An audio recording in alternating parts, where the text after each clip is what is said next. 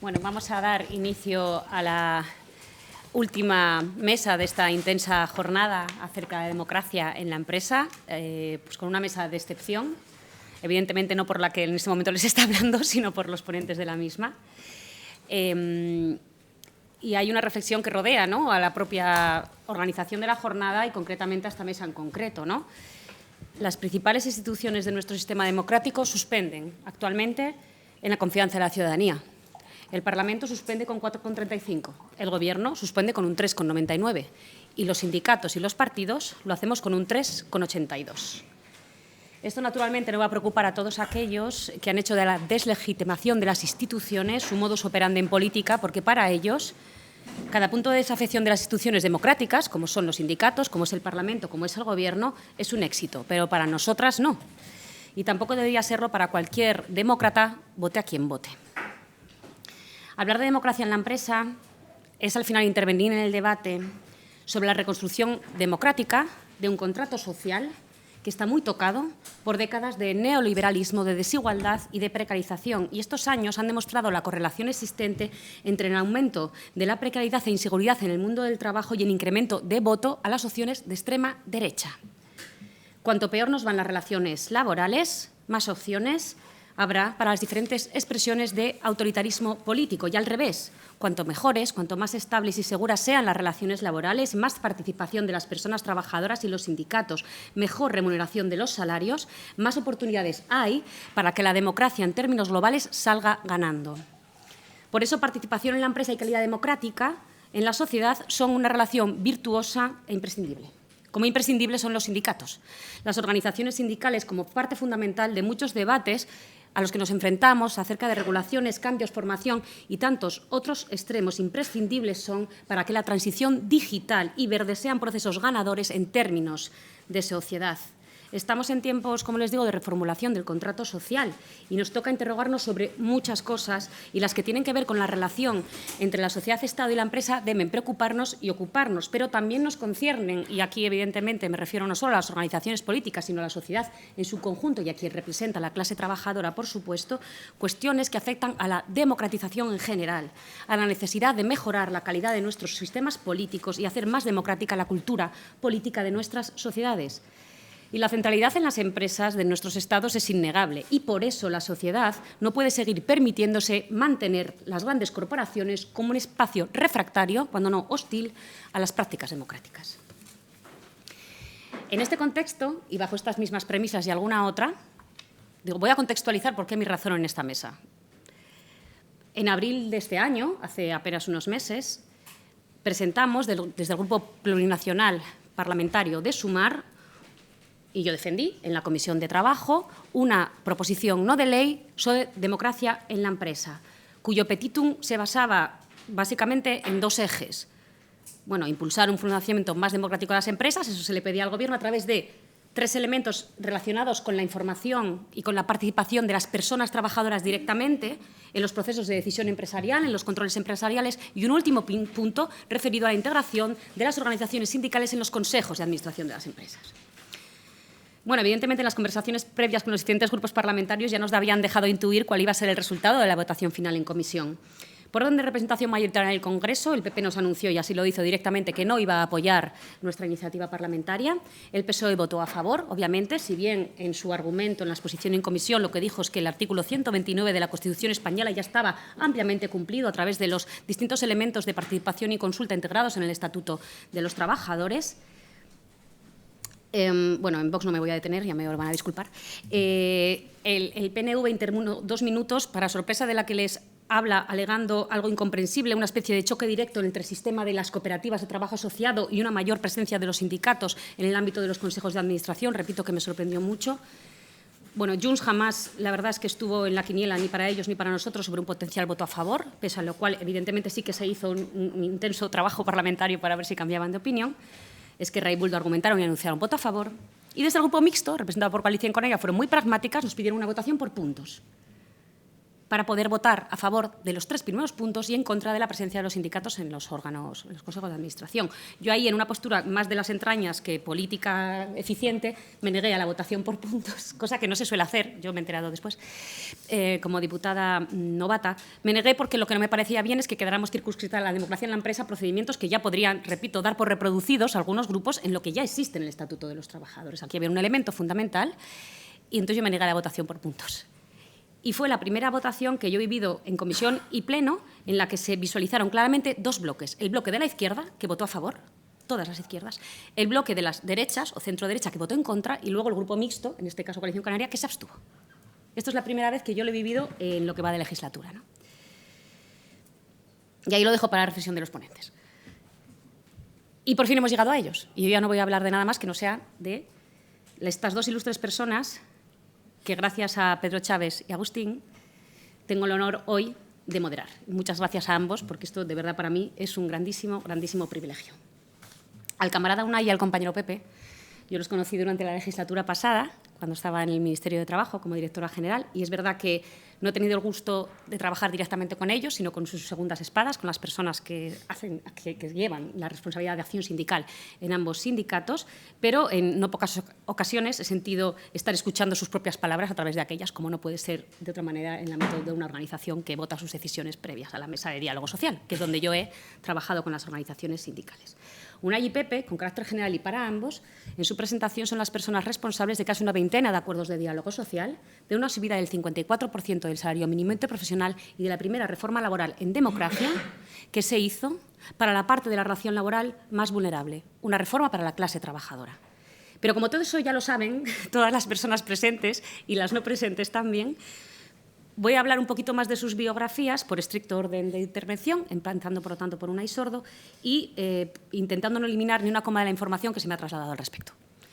Unai Sordo, secretario general de Comisiones Obreras, es graduado social por la Universidad del País Vasco, trabajó en el sector de la industria de madera antes de incorporarse a su responsabilidad al sindicato y habiendo sido militante, además, durante los años anteriores. En junio del 2000, en el 7º Congreso, asumió la Secretaría de Juventud de Comisiones Euskadi, cargo que compatibilizó con tareas de organización en el territorio de Vizcaya. En el 8º Congreso 2004 pasó a ser responsable territorial de Vizcaya, elegido secretario general de Comisiones de Euskadi en enero de 2009 y elegido secretario general de Comisiones Obreras en la el 11º Congreso Confederal celebrado el 1 de julio de 2017. Ha renovado el cargo en el 12º Congreso celebrado en octubre de 2021. Y Pepe Álvarez. Pepe Álvarez cursó estudios de formación profesional en Noreña, en Asturias. En 1978 fue elegido secretario de Acción Sindical de la sección sindical de su empresa y fue miembro del Comité de Empresa de la Maquinista desde las primeras elecciones sindicales. En 1978 se convirtió en secretario de Organización de la Federación del Metal de UGT, esta fecha debe estar mal, en Cataluña. No, está bien. Está bien. 78, ¿no? Mucho hiciste en el 78. 79. Ah, 79. En el año 1900... ya me parecía a mí.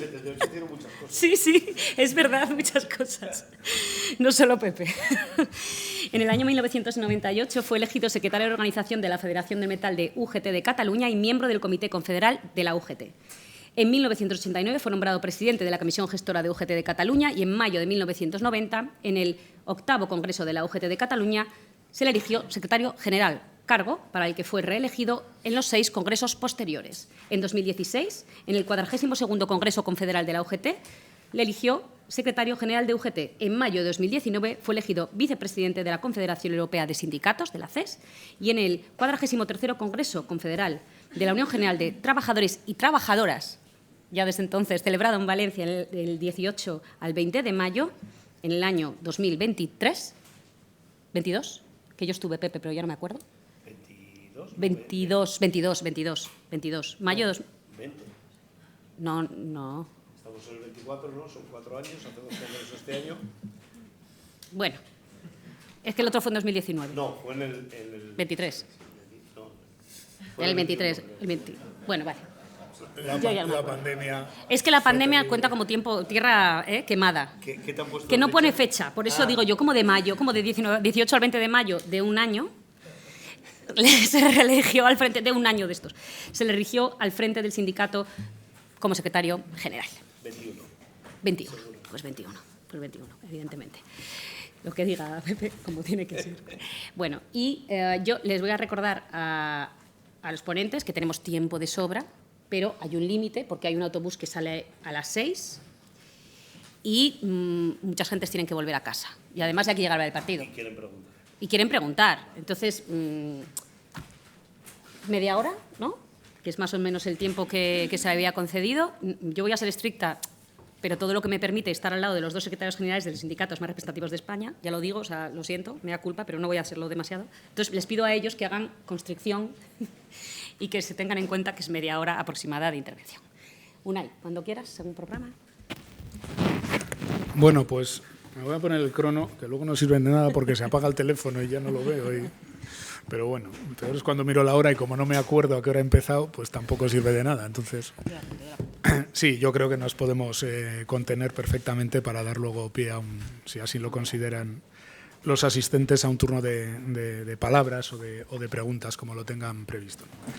Bueno, lo primero, agradecer la invitación, la posibilidad de participar en estos cursos de verano de la Universidad Complutense, también la invitación al Grupo Sumar por la organización de este evento y felicitaros por digamos, la temática elegida, ¿no? La participación de los trabajadores y las trabajadoras en la empresa. He podido ver el programa y lo abordáis, como no puede ser de otra manera, en un curso de verano desde una forma muy multifacética, ¿no? Desde distintas aproximaciones jurídicas, económicas y en este caso también sindicales, ¿no? Y me parece interesante que en un espacio de reflexión calmada, como es una escuela de verano, se aborden este tipo de cuestiones que en realidad son un tanto sofisticadas, ¿no? Aunque el debate sobre la participación de los trabajadores en la empresa realmente es viejo y las expresiones y las experiencias de participación de los trabajadores, trabajadoras organizadas en las empresas en el mundo, en Europa, data ya de unas cuantas décadas atrás, desde luego después del final de la Segunda Guerra Mundial y, como bien decías, Verónica, en esa intervención inicial, una de las expresiones de ese contrato social del siglo XX, pues no deja de ser cierto que es un debate todavía que en España se contempla con bastante lejanía, con bastante temor y yo diría incluso con bastante pudor, ¿no? Es un debate sofisticado en este terreno. Pero fíjate, esta mañana cuando me preparaba un poco la intervención, decía, ¡jo, qué bien poder hablar de esto! Porque seguramente no hace demasiados años, a lo mejor estaríamos hablando aquí de cómo recuperar algunos de los espacios primarios de intervención de los sindicatos que se habían visto muy deteriorados en la gestión de la anterior crisis a través de una reforma laboral que, por ejemplo, pues habían puesto en cuestión pues ni más ni menos que la aplicación ordinaria de la negociación colectiva, que había permitido que las empresas se pudieran descolgar sin causa económica de un convenio o que la vigencia del convenio colectivo desapareciera cuando se cumplía un determinado límite en los plazos de negociación con la eliminación de la ultraactividad, ¿no? Es decir, estamos un poco defendiendo, no hace tanto, un poco la recuperación de los espacios dorsales de las relaciones laborales en España, ¿no? Bueno, pues qué bien que hoy podamos hablar de un tema que, como digo, me parece que tiene cierta sofisticación porque además alude a un principio de profundización democrática de muchísima importancia en un país, ¿no? La profundización democrática en el mundo económico y la profundización democrática sin más, porque como trataré de explicar, parte de este debate yo creo que tiene que ver con cómo conceptualizamos qué es una empresa, qué es la empresa, cuál es la función social, si es que la tiene, de la empresa. Por tanto, creo que es un debate en términos democráticos muy importante, en términos sindicales también, evidentemente, y en términos económicos también trataré de explicar por qué creo que la profundización en los niveles de democratización, de participación de los trabajadores y las trabajadoras en las decisiones estratégicas sobre la marcha de una empresa debieran ser concebidas como un elemento muy importante de mejora de la forma de hacer empresa y la forma de generar valor, ¿no? Decías tú, Verónica, al principio algo que es relevante, ¿no? En la legislación, yo no voy a hacer una intervención para nada jurídica, porque además he visto que algunos de los más eminentes juristas laborales de este país han pasado por aquí, con lo cual pues es un poco, en fin, meterse en camisas de once varas y aparte es un poco, en fin, sembrar en lo ya más que sembrado, ¿no? Porque con las personas que han estado es tontería decir más, aunque no he oído la intervención, pero estoy seguro que ha sido brillante, ¿no? Pero decía que has comentado algo al principio. Es verdad que en el marco legal, el marco legislativo español, ya están garantizados o ya están formulados una serie de derechos de participación, de información, incluso de prescripción de la participación de los sindicatos, sin ir más lejos, pues en los periodos de consultas, por ejemplo, de los despidos colectivos o de los expedientes de regulación temporal de empleo, es decir, ahora de los planes de igualdad. No estamos hablando de nada excéntrico para el modelo de relaciones laborales en España, la participación de los sindicatos en decisiones estratégicas de la empresa, ¿no? Pero yo sí creo que la participación sindical, que la participación de los trabajadores en la empresa es el elemento peor resuelto de nuestro marco constitucional a la hora de definir el modelo de relaciones laborales en España.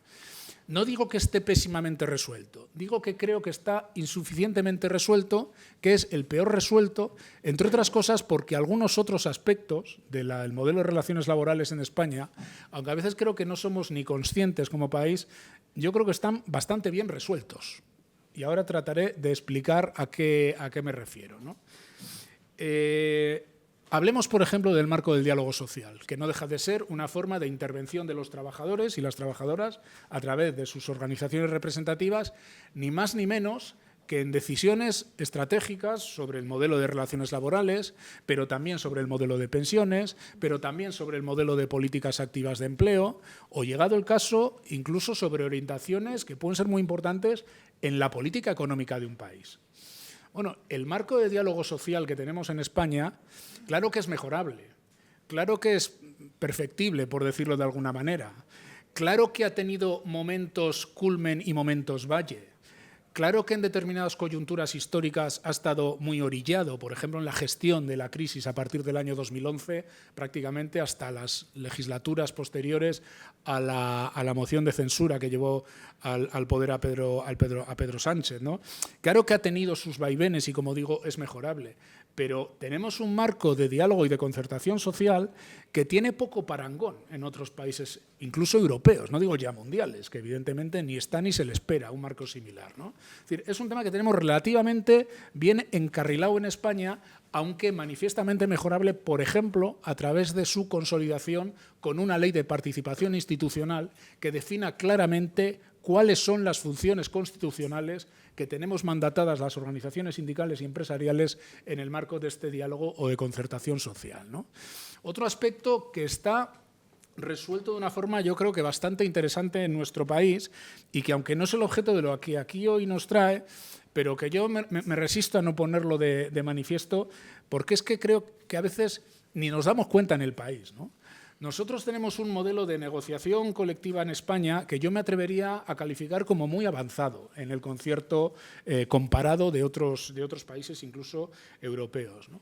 Es un modelo muy avanzado porque permite una amplísima cobertura en la aplicación de los convenios colectivos. La tasa de cobertura de la negociación colectiva en España está por encima del 90%. Quiere decir que más de 90 de cada 100 personas asalariadas en nuestro país tienen un convenio colectivo de referencia y del que se le aplican, por tanto, una serie de derechos que, si no, tendría o no reconocidos o solo reconocidos a través de la legislación básica, y esto es muy importante. Pero fíjense que además tiene una estructuración que es terriblemente interesante, porque tenemos los marcos sectoriales de negociación colectiva y tenemos los marcos de empresa de negociación colectiva. Es decir, un marco de cobertura general y un marco de cobertura también general, pero en el marco de la empresa o del centro de trabajo, que permite atinar y afinar muy bien aquellas medidas que se pactan para resolver las especificidades de las relaciones laborales y las relaciones económicas de los trabajadores y las trabajadoras, ¿no? El propio concepto de la aplicación general del convenio colectivo es algo muy relevante. En España, insisto, yo creo que muchas veces no nos damos ni cuenta, los agentes sociales hacemos prácticamente alquimia. Los representantes de los trabajadores y los representantes de las empresas, cuando negociamos articuladamente una cosa que se llama convenio colectivo y nos ponemos de acuerdo, generamos una suerte de legislación exigible ante los tribunales. Y esto, que puede parecer una chorrada, es, en términos históricos y en términos comparados, absolutamente revolucionario. Es muy relevante que esto lo hagamos de forma autónoma, que generemos una norma entre representantes de trabajadores y sindicatos y empresas que sea de aplicación obligatoria, incluso a las personas y a las empresas que no están directamente vinculadas en términos de afiliación a las organizaciones firmantes, y que sea exigible en la jurisdicción ordinaria. O sea, fíjense el nivel de penetración o de implantación que podemos tener, ¿no? Y esto está vinculado a otro tema resuelto en España de una forma, creo que cualitativamente muy importante, como es el modelo representativo que existe en nuestro país. Las organizaciones sindicales, como las políticas en el ámbito institucional, no ejercemos una representación por la relación privada que tengamos con los cientos de miles o millones de personas que deciden voluntariamente afiliarse a un sindicato. Eso es lo que nos da, de alguna manera, la sangre y el oxígeno. Pero nuestra representatividad deviene de un marco constitucional y de un proceso de elecciones sindicales, donde centenares de miles o millones de trabajadores eligen democráticamente a quién les representa en el marco de la negociación colectiva sectorial, en el marco de la negociación colectiva en la empresa, en el marco de la concertación social y, en definitiva, en todos los espacios de intervención sociolaborales. Y esto también es muy relevante porque las organizaciones sindicales, y este es otro tema en el que se repara poco, generamos espacio de participación democrática. En cualquier empresa de España con más de 6 personas asalariadas, si Comisiones Obreras o UGT introducimos en la delegación de trabajo un preaviso, habilitamos la posibilidad de generar un marco de participación democrática, donde los trabajadores van y en una urna meten un votito y ahí se genera una representación legal de las personas trabajadoras, sean delegados o delegadas de personal, sean comités de empresa, sean juntas de personal. Y esto estamos hablando ni más ni menos que de prácticamente 320.000 representantes de los trabajadores y trabajadoras que están elegidos en España, de los cuales las dos organizaciones que estamos aquí representadas representamos aproximadamente 2/3 partes. Es decir, se dice rápido el nivel de penetración que tenemos las organizaciones sindicales a través de procesos de participación democrática en los que, insisto, muchas veces no se repara. Y hemos venido aquí, claro, a hablar precisamente de eso, de participación democrática de los trabajadores y las trabajadoras, ¿no? Bueno, esto como previo de cosas que me parecen relevantes. En segundo lugar, comentar que los cauces de participación democrática y de participación de los trabajadores y las trabajadoras en la empresa no responden o no deben responder solo a una pulsión política del momento, sino que debieran desarrollar, y de hecho en parte desarrollan, un mandato constitucional. Lo ha comentado Verónica, es el artículo 129.2 de la Constitución, el que dice que los poderes públicos promoverán eficazmente, esto es importante, los calificativos siempre son importantes, eficazmente las diversas formas de participación en la empresa.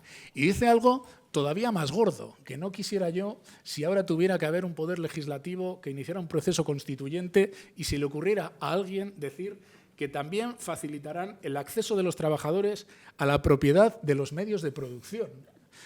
Porque seguramente, en fin, no quiero pensar en los calificativos que al grupo que se le ocurriera plantear algo así se le dedicaría. Bueno, esto en el año 78, en medio del ruido de sables, forma parte de la Constitución española. Eso que algunos pretendieron orillar casi como una especie de candado retrógrado de no sé qué. Bueno, en fin. Dice esto la Constitución española, que tiene más de 2 artículos. No se acaba en el artículo que habla de la indisolubilidad de la patria, ¿no? Sino que tiene todo un carácter social y un carácter de empoderamiento de las organizaciones sindicales y también patronales muy, muy relevante en términos de legislación comparada, ¿no? Por tanto, este tipo de iniciativas responden a un mandato constitucional, ¿no?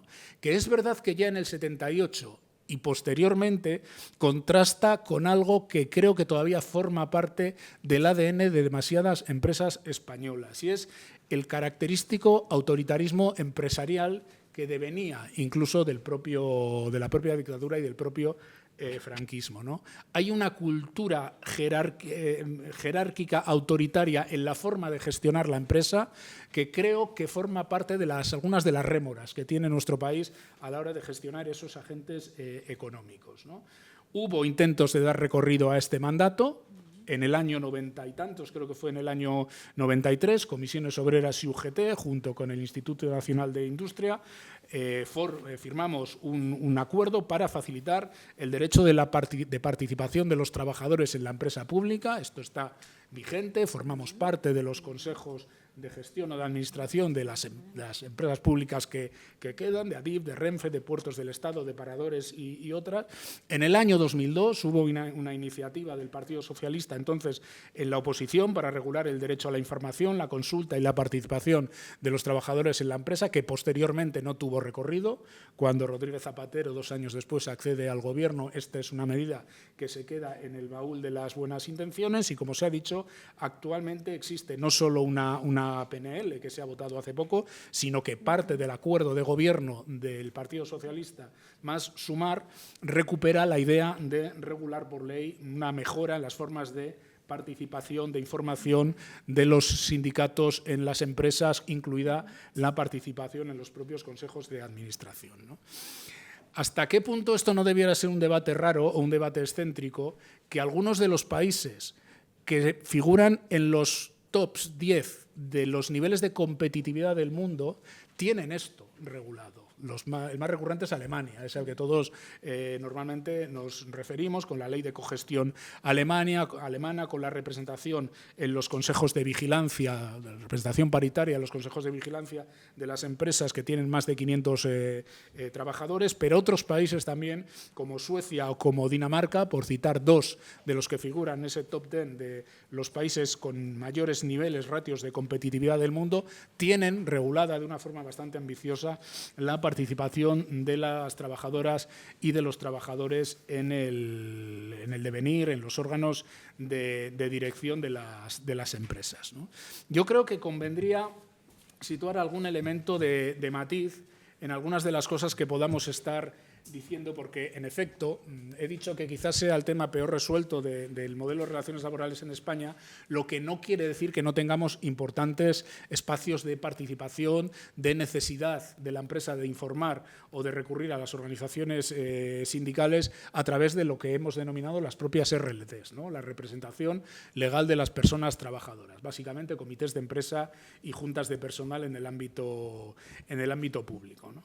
Lo que ocurre que, en general, estas formas de participación, que además en algunos procedimientos están tasadas, ya lo he citado, en los expedientes de regulación de empleo, en los procesos de reestructuración, en los ERTEs, ahora en los planes de igualdad, en general están más vinculadas a todo lo que tiene que ver con las relaciones laborales colectivas, con la propia negociación colectiva y con esos procesos de reestructuración, ¿no? Es verdad que, en general, esos plazos, esos niveles de participación son obligatorios, pero es verdad también que, en general, veníamos justo esta mañana, Pepe y yo, de una concentración donde esos periodos de consulta pues muchas veces aparecen como meras escenificaciones para tratar de avalar decisiones previamente tomadas de forma unilateral por las empresas, donde no hay una participación ni remotamente cotidiana de los trabajadores y las trabajadoras en la marcha de la empresa. En general, se recurre a los trabajadores y a las trabajadoras para consultar los elementos de crisis que tienen las empresas, bien por los procesos de reestructuración o bien, cuando ya la situación es todavía peor, por los procesos de despido, los procesos de extinción colectiva de puestos de trabajo. Pero no está bien armado, en general, la participación ordinaria de los trabajadores a la hora de decidir cómo se canalizan las decisiones estratégicas de las empresas. Y yo creo que vivimos un momento clave en este terreno. Vivimos en un momento clave fundamentalmente porque pocas veces en España hemos abordado de forma ni siquiera consecutiva, todo a la vez, es decir, de forma acumulativa, los procesos de transición y de cambios en la manera de producir valor que estamos viviendo en Occidente, que estamos viviendo en nuestro país, y lo importante que van a ser las decisiones asociadas a ese proceso de cambio, ¿no? Me estoy refiriendo, lógicamente, a la transformación digital, con todo lo que ello implica, a la transformación energético-ecológica, con todo lo que ello implica, y las decisiones, por ejemplo, sobre los procesos de formación, de cualificación permanente o de modificación en las formas de trabajar que estos procesos implican. Estos procesos casi siempre se ven desde lo general, desde las grandes palabras, la digitalización, parece que nos estamos refiriendo siempre a la gran transformación de grandes sectores donde, bueno, pues eso, modelos tecnológicos mutan con una utilización del Big Data, de no sé qué, no sé cuál. Bueno, esto es verdad, pero luego esto hay que concretar en qué afecta esto a la vida de las personas. El proceso de digitalización lleva presente ya hace mucho tiempo en el cambio en la forma de producir. Piensen, por ejemplo, cómo se gestionaba un pequeño supermercado o una gran cadena de distribución hace apenas unos años o cómo se hace ahora. ¿Cómo afecta eso a las condiciones de trabajo, a los horarios de trabajo? ¿Cómo afecta el hecho de que una empresa que trabaja de cara al público tenga unos elementos digitalizados que de forma predictiva prevén cuánto volumen de trabajo va a haber en determinado tiempo? ¿Cómo afecta eso a la gestión y a la distribución del tiempo de trabajo? ¿Cómo afecta eso a los turnos de entrada o salida? ¿Cuándo me llaman a trabajar? ¿Cuándo dejo de trabajar? ¿Cuándo me vuelvo a incorporar al día siguiente? Pues comparen eso con cómo era la vida del trabajo a turnos hace apenas 3 décadas. El cambio es absolutamente diametral. No me refiero ya al modelo de cambio, por ejemplo, en un sector como el automóvil. Piensen en el sector de la hotelería o de la hostelería. De la hotelería, por ejemplo. Cómo una empresa hoy en día, un pequeño hotel, una pequeña residencia perdida en el medio de ninguna parte, buscaba rentabilizarse hace tiempo y que buscaba clientes a través del boca a boca o a través de uno que le había gustado el monte y contaba a sus amigos que le había gustado el monte. Cualquier empresa de estas que hoy esté convenientemente digitalizada está en cualquier plataforma de búsqueda de alojamientos que puede llegar a un ciudadano que viva en Katmandú o que viva en Canberra. Es decir, el cambio es absolutamente diametral.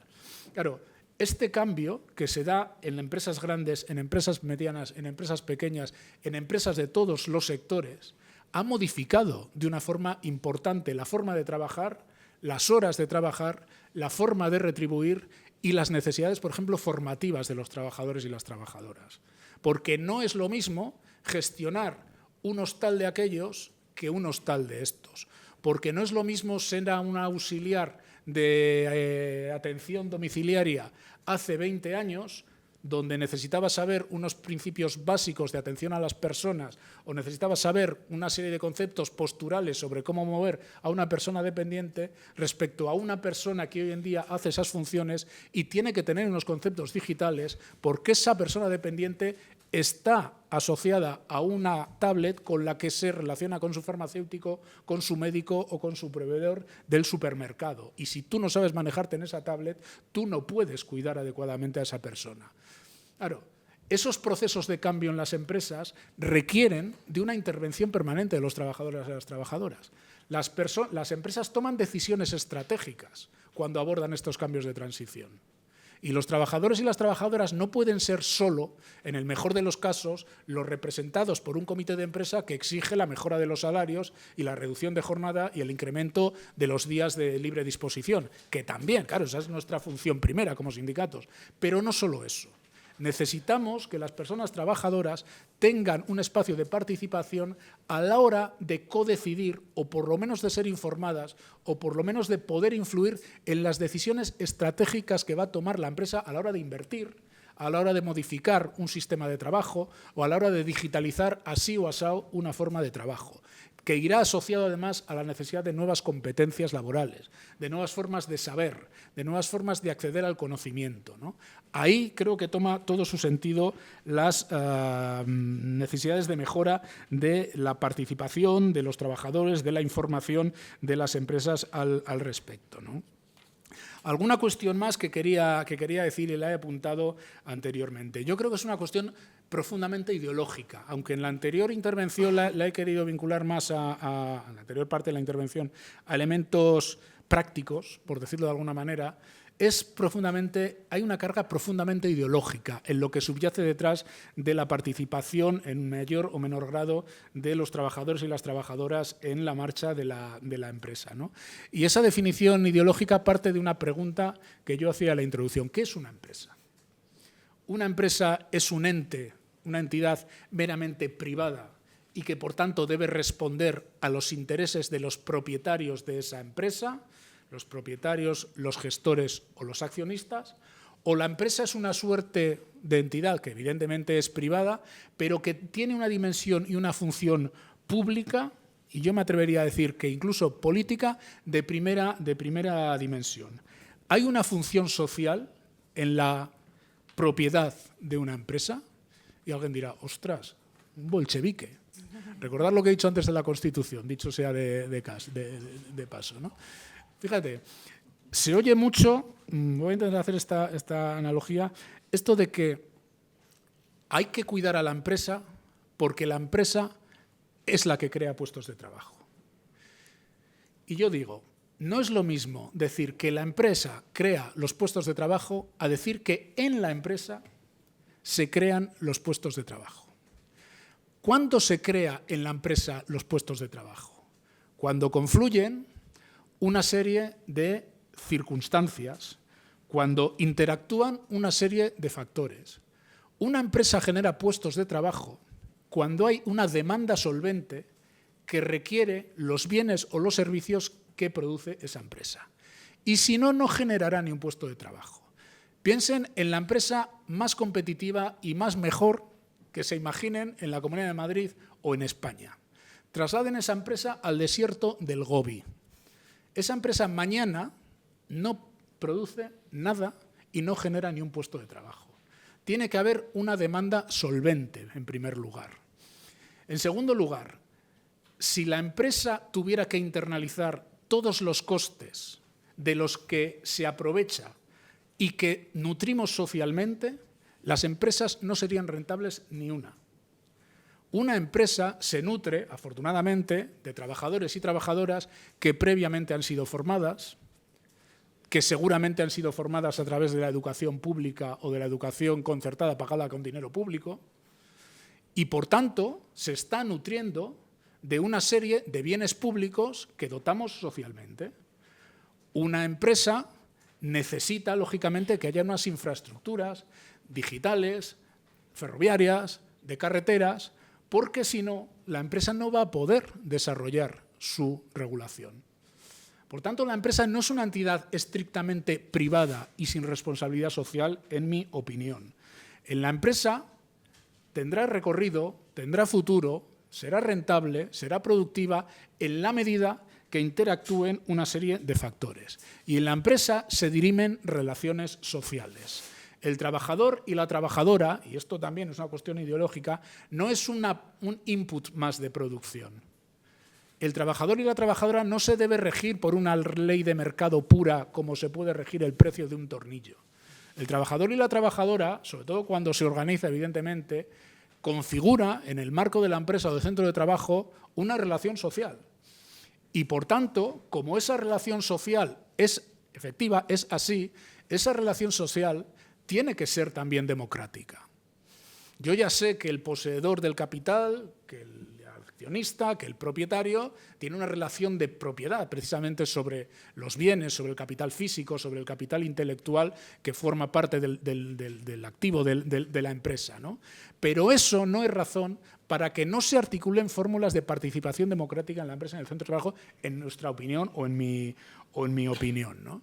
Y luego, para concluir, me interesaría hacer una valoración sobre si podemos sacar alguna conclusión sobre si el hecho de que los trabajadores y las trabajadoras participen en las decisiones estratégicas en la marcha de una empresa induce o no una serie de prioridades de la empresa a la hora de decidir cómo afronta esas decisiones estratégicas. Y aquí se ha planteado, y a mí también me sorprende, la posición que mantuvo el PNV en la PNL al contraponer la participación de los trabajadores con las cooperativas, ¿no? Porque precisamente sería muy interesante que alguien se trabajara bien una tesis sobre cómo respondieron, yo vengo de Euskadi y a lo mejor por eso igual con esto estoy un poco más sensibilizado, ¿no? Cómo respondieron las los agentes económicos, las empresas, por llamarlo de alguna manera, que se establecen en régimen de cooperativa con lo que son sociedades anónimas o sociedades limitadas, al anterior periodo de crisis, a la hora de explicar, por ejemplo, las políticas de despido o las políticas de, en vez de despido, buscar elementos de flexibilidad interna pactada que evitaran precisamente esos despidos. Poco lo que los sindicatos desde aquella crisis veníamos planteando, ¿no? Sustituir el recurso al despido, a la extinción del contrato, por elementos de reducción o suspensión temporal de jornada que evitara lo que hemos hecho en la pandemia a la fuerza, impulsado por los ERTEs y con un gasto de 40.000 millones de dinero público, ¿no?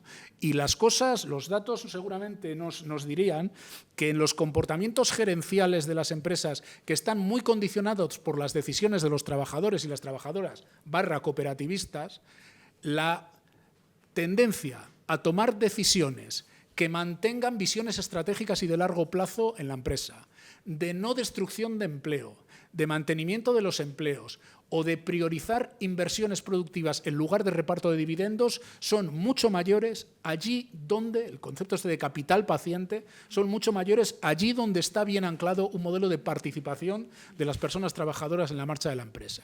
Y allí donde no se responde a estas lógicas, no digo ya, allí donde ni siquiera se tiene concepto esto de los stakeholders, ¿no? Esto de los grupos de interés alrededor de la empresa, allí donde se recurre a la vieja, al viejo frase hecha, el viejo adagio de Adam Smith, la función social de la empresa es retribuir a los accionistas, o sea, la empresa está para ganar dinero, hablando en plata y nada más, y esa es la verdadera función social de la empresa.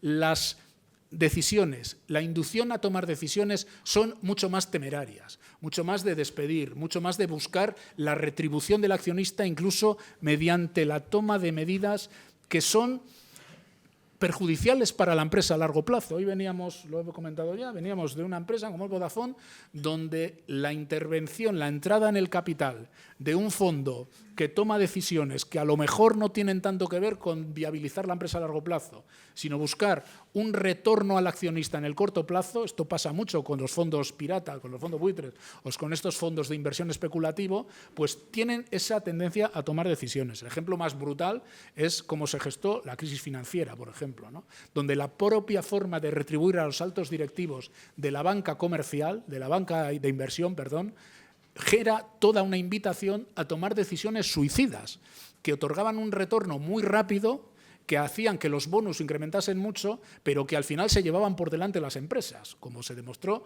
cuando todo aquello se vino al garete y aquella enorme estafa piramidal nos cayó encima, provocando una crisis brutal que no tenía precedente prácticamente desde el año 29, ¿no? Por tanto, yo creo que fomentar la participación de los trabajadores que no tienen más riqueza que su trabajo, porque al final no tienen más riqueza que su trabajo, y por tanto nada es más importante que garantizar la viabilidad a largo plazo de las empresas, es una forma de favorecer un determinado tipo de capitalismo paciente, por decirlo de alguna manera, frente a esa tendencia que en las últimas décadas yo creo que tuvo demasiado éxito de buscar esta especie de retorno inmediato de beneficios, de dividendos, de excedentes y de forrarse cuanto antes, ¿no? Y en fin, iba a comentar otra cosa, pero como me he ido en tiempo, no lo quiero hacer para no consumir más tiempo, y en todo caso, si luego se tercia, pues en el capítulo de las preguntas podría intentar hacer alguna referencia. Pero en definitiva, yo creo que es un debate de sumo interés y ojalá en esta legislatura se pudiera mejorar los niveles de participación a todos los niveles de los trabajadores y las trabajadoras en la empresa, sabiendo que esto no va solo ni principalmente de participación en los consejos de administración, porque, entre otras cosas, la dimensión media de la empresa en España es tan pequeña, que si solo fuéramos por ahí realmente, bueno, estaríamos hablando de una mejora en la participación en empresas tractoras y en sectores muy estratégicos, pero en la inmensa mayor parte de nuestro tejido productivo, pues las cosas tampoco cambiarían demasiado. Yo creo que es bastante más complejo que el tema de los consejos de administración, ¿no? Y por mi parte nada más. Me he pasado un pelín.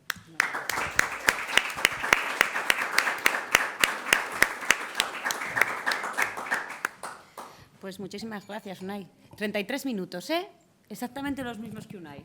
Así que que tienes 3 minutos de voz. Yo creo que os voy a dejar algún minuto para las intervenciones, porque en realidad hay una parte importante que ha tocado Unai que yo no repetiré, y voy a intentar centrarme un poquito más en relación con los temas de participación.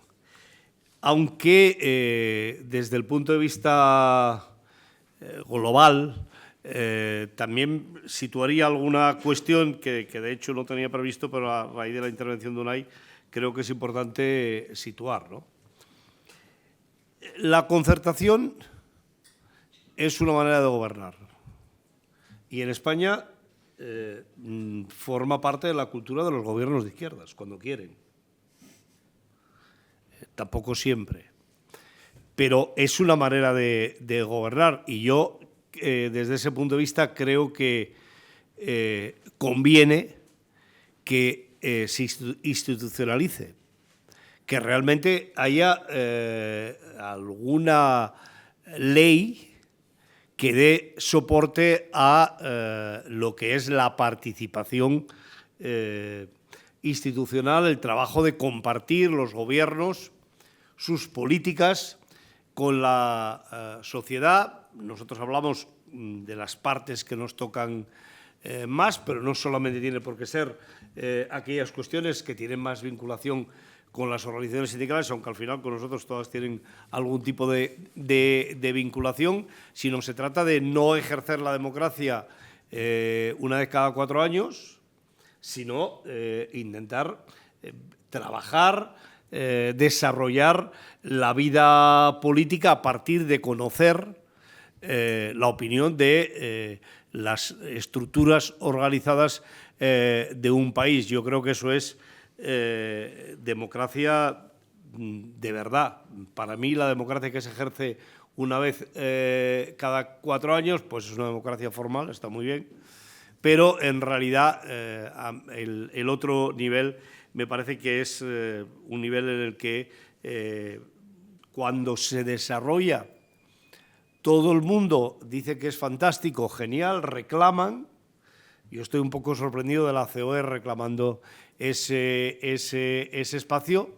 En realidad, aquí nadie dice que Mariano Rajoy desmontó todas las leyes de este país sin ni siquiera abrir una consulta. El acuerdo de pensiones que habíamos alcanzado las organizaciones sindicales y empresariales se desmontó sin consulta. Las reformas laborales se hicieron sin consulta, no digo sin debate, sin participación, sin concertación, sencillamente sin consulta. Por eso creo que sería bueno que aprovecháramos este momento, que parece que todo el mundo entona que efectivamente lo de la concertación es un plus, para que finalmente tengamos un ordenamiento jurídico que hable, que sitúe, que ayude a que este país realmente se instaure en la concertación como instrumento de gobierno, como instrumento para situar las políticas. La negociación colectiva, no hay ningún lugar a dudas que es el otro eje fundamental. Desde nuestro punto de vista, la negociación colectiva también merecería la pena darle un repaso a fondo. La negociación colectiva es una negociación atomizada. Puede haber convenios colectivos en un mercado puede haber trabajadores en un mercado, en una tienda pequeñita de mercado, que puedan estar sujetos a 2 convenios colectivos, incluso en algunos casos a 3, porque hay una atomización de los convenios colectivos. Tenemos unos convenios colectivos que no se articulan entre sí la inmensa mayoría. De ahí la cuestión esta que se planteó hace poco en la negociación para la formación del nuevo gobierno, de la prevalencia de un convenio sobre otro convenio. Hay que decir que esa prevalencia la derogó Mariano Rajoy sin consultar con nadie. Lo digo porque parece que esto sea una cosa que es como un gran crimen. No, antes del 2012 la situación de prevalencia de los convenios colectivos era la que tenemos hoy, incluso más favorable a los convenios de ámbitos inferiores de la que tenemos hoy, porque la que tenemos hoy, alguna revisión en el proceso legislativo le hicimos, ¿no? Lo digo para quitarle dramatismo a esa situación. A mí me parece que la negociación colectiva debería de contar con un proceso de acuerdo que nos permita articular la negociación colectiva de manera sectorial, con diferentes niveles, con diferentes competencias, reservarse algunas materias para el ámbito estatal, sobre todo aquellas que van a posibilitar que las leyes dejen algunos espacios que luego pueden ser concretados sectorialmente en los sectores. Creo que esa es una de las cuestiones fundamentales. Unai no lo ha dicho, pero yo no me voy a dejar de decirlo. Hay un sistema en España que es genial, fantástico. Negociamos con los convenios para todo el mundo. La concertación social afecta a todo hijo de vecino y de vecina. Pero ¿sabéis quién la paga? Los afiliados a los sindicatos y las afiliadas. En realidad, el Estado no paga absolutamente nada en relación con esa materia. Y digo eso porque, como no hemos sido capaces de impedir ese debate que se cree mucha gente en nuestro país, algunas personas, yo creo que además de buena fe, de que los sindicatos somos unos subvencionados y que vivimos del erario público, pues mirad, en realidad el erario público vive de la cuota de nuestros afiliados y nuestras afiliadas. Porque os voy a dar un dato solo.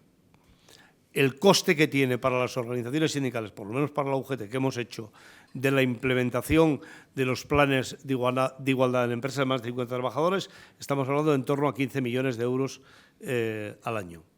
La subvención que tiene la UGT para todo, que por cierto es la misma que tenía en la época de José Luis Rodríguez Zapatero, creo que un poco menos y todo, no llega a 6 millones de euros.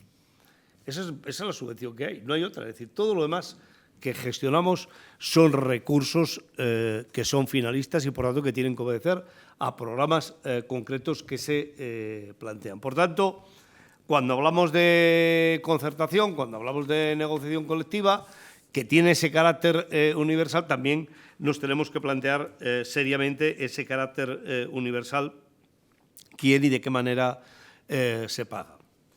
Entrando en lo que habéis denominado democracia en la empresa, este es un debate muy antiguo. Yo tengo una cierta edad y recuerdo en mi juventud que los que estábamos a favor de la cogestión éramos personas ideológicamente muy débiles, casi despreciables. Era el sindicalismo alemán, no sé si os acordáis, y la cuestión guay era ser autogestionarios. Este debate es un debate que creo, sinceramente, que con toda seguridad impidió que al poco de aprobarse la Constitución pudiéramos hablar de esta materia. Porque es verdad que la Constitución es muy explícita, pero a la vez no dice nada. Todo depende de si la queremos desarrollar o no la queremos desarrollar. La Constitución española es una Constitución muy explícita en algunas cosas concretas. Pero hay una parte que dice que se puede, que apunta, pero después en la práctica somos, sin ningún lugar a dudas, el país de la Unión Europea donde no hay, dentro del ámbito de las empresas, derechos de participación de los trabajadores y de las trabajadoras.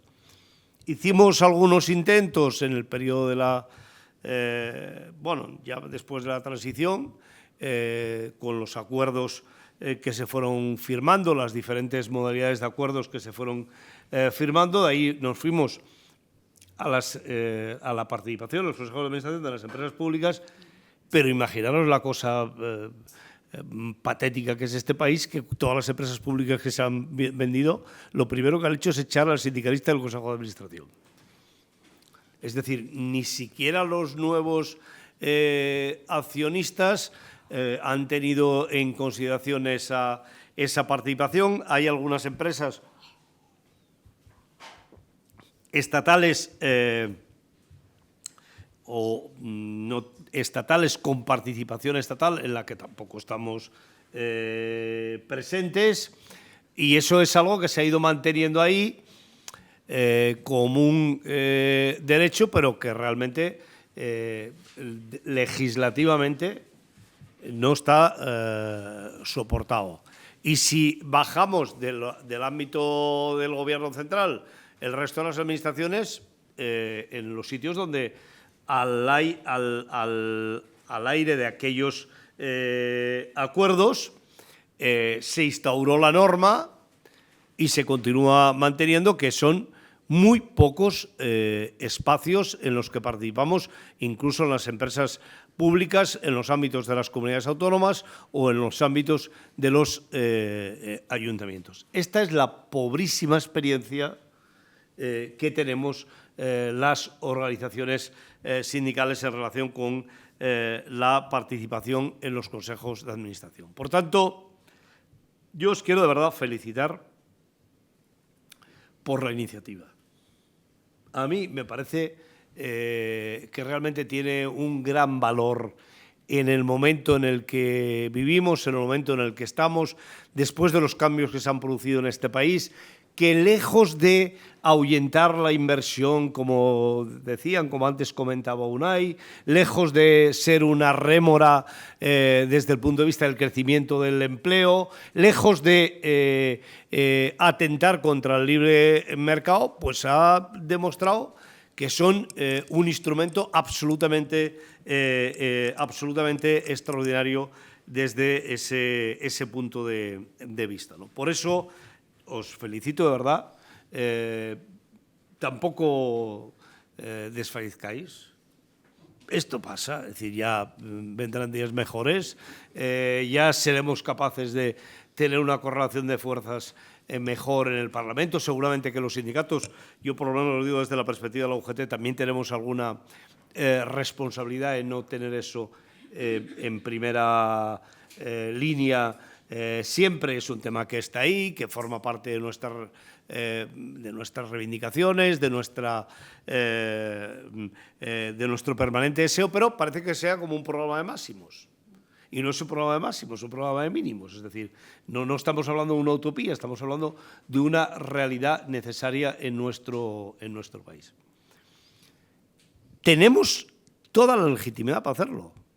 No hay ningún país en la Unión Europea que tenga una situación de falta de instrumentos legales de participación de los trabajadores en las empresas, como es el caso nuestro. Es decir, cuando un comité de empresa de España, de algunas de las empresas multinacionales que están radicadas en nuestro país, se quiere informar, pues se va al Comité Europeo. Y en el Comité Europeo recibe más información que la que lo obligan las leyes españolas. Eso es una realidad que nos ocurre cada día. Cuando tenemos un conflicto en una empresa multinacional española de tradición de participación de algún país de la Unión Europea, pues como Alemania o los países nórdicos de una manera muy especial, muchas veces el debate lo trasladamos al Comité Europeo porque es más fácil abrir un debate en el Comité Europeo con los dirigentes de la multinacional que hacerlo en el ámbito español con los dirigentes de la empresa en el ámbito español.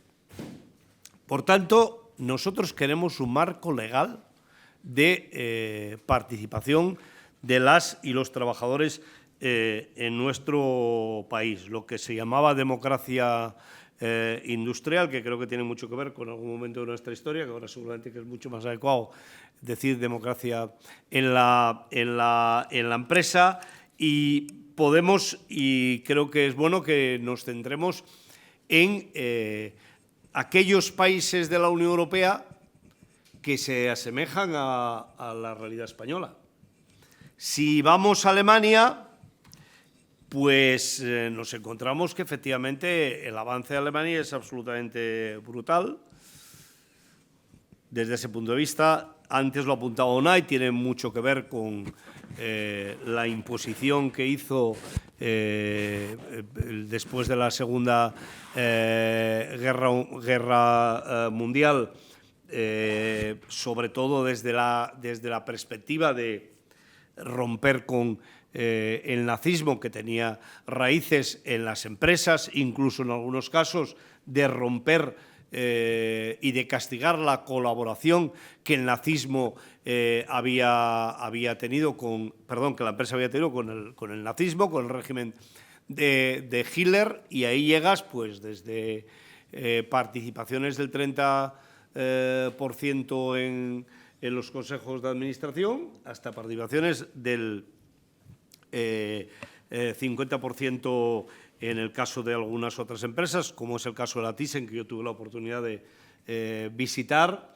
y de comprobar que el presidente del Consejo de Administración se elegía con el consenso de las organizaciones sindicales y el resto del capital. O sea, y eso en Alemania a nadie se le ocurre decir que tiene que ver con un régimen de no sé qué tipo o de no sé qué otro tipo. Cada uno que lo califique como le venga en gusto. En todo caso, yo creo que eso es en buena parte algunos de los éxitos de la economía alemana a lo largo de todo este largo periodo de tiempo y el nivel de vida, de la calidad de vida de Alemania durante ese tiempo, ¿no? Pero es igual, si vamos a Holanda, pues tienen derecho a participar en los consejos de administración de las empresas.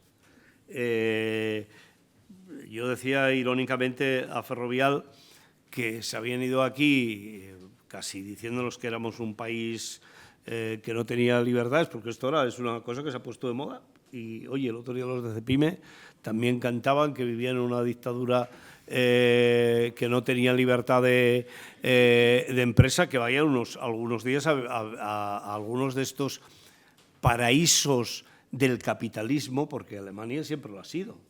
Y Francia siempre lo ha sido, y Holanda, los de Ferrovial se fueron diciendo que lo eran, y verán cómo eso no se corresponde con la realidad. Pero después hay algunos ejemplos de países nórdicos con empresas medianas, con empresas pequeñas, donde el nivel de participación en los consejos de administración se da a partir de 50 trabajadores, no se da a partir de 1.000 ni de 2.000.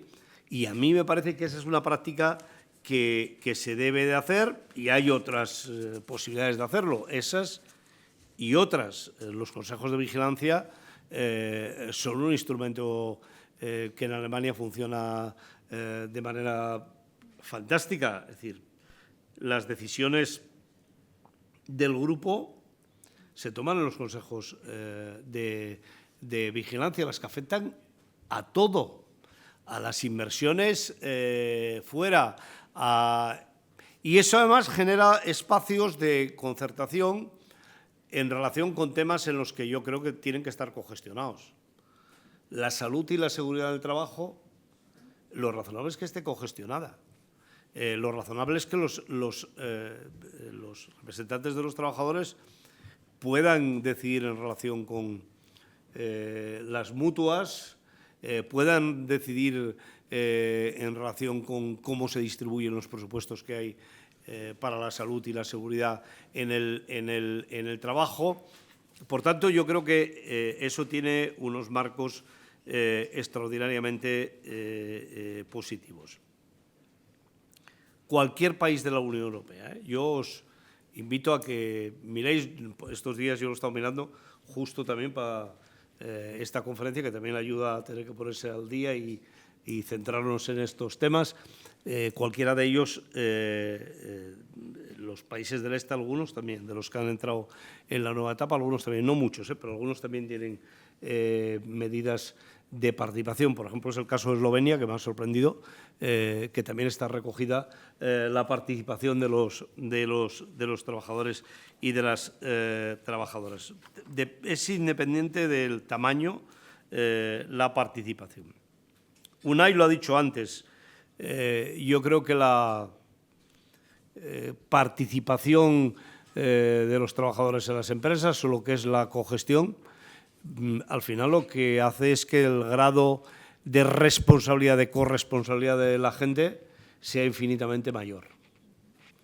Y por tanto, que cuando haya que hacer alguna discusión en relación al futuro de las empresas, se tenga un camino avanzado extraordinario. A mí me sorprendió el día que Volkswagen decidió en la planta de Wolfsburg, que echaba fuera, creo que eran 5.000 trabajadores, que bajó el presidente de la compañía, una asamblea con todos los trabajadores, a explicarles cuáles eran las razones, por qué tenían que proceder a esa medida. Y eso corresponde a una manera de funcionar. Hoy los trabajadores y las trabajadoras en las empresas tienen unos niveles de formación que les permiten estar en el Consejo de Administración, desde el punto de vista del conocimiento, en una situación bastante similar de la que pueden tener el resto de miembros de los consejos de administración de las empresas, que yo creo que es otro avance importante que tenía que trasladarse a la codecisión, a la capacidad de cogestionar las empresas. La formación es otra de las cuestiones fundamentales que creo que nos ayudan a avanzar en todas estas materias. La formación a lo largo de la vida y, sobre todo, lo que a mí me parece que es más importante, que es, y ahora acabo, porque ya llevo tiempo más que suficiente para que podáis preguntar e intervenir, lo que es el nuevo capital. Es decir, el capital clásico tiende a desaparecer. Es decir, hoy el capital no siempre son billetes, no siempre son euros. Hoy el capital es la capacidad de los trabajadores y las trabajadoras de las empresas. Es el know-how que tiene la gente en la cabeza. Me sorprendió una empresa de investigación, de desarrollo de energía eólica en Barcelona, Ecotecnia. La vendieron a Alstom. ¿Y sabéis lo que pidió como contrapartida Alstom? 2 años a los ingenieros que se tenían que dar sí o sí en la empresa. Era una cooperativa Ecotecnia, no era una empresa, era una cooperativa propiedad de los ingenieros. Y le exigió 2 años que tenían que quedarse sí o sí en la empresa, continuando desarrollando lo que estaban desarrollando y, sobre todo, impidiendo que llevaran su cabeza, que es su capital, que en este caso es el capital de la empresa, que lo llevaran a otro sitio. Por eso creo, sinceramente, que este es un nivel que nos va a ayudar, también en los procesos medioambientales, porque efectivamente la coparticipación de las personas es un elemento fundamental para el desarrollo de sociedades más democráticas y más justas. Gracias.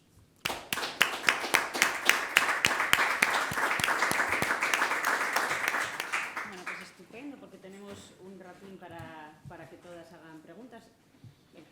Venga, la primera. Que creo que hay un micro. Creo que se nos oye, pero bueno, por si acaso la gente está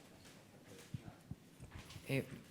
Bueno, en primer lugar, la verdad que muchísimas gracias por venir, en los tres, tanto el ponente como tú, Verónica, porque, bueno, sois persona, la verdad, que admiro.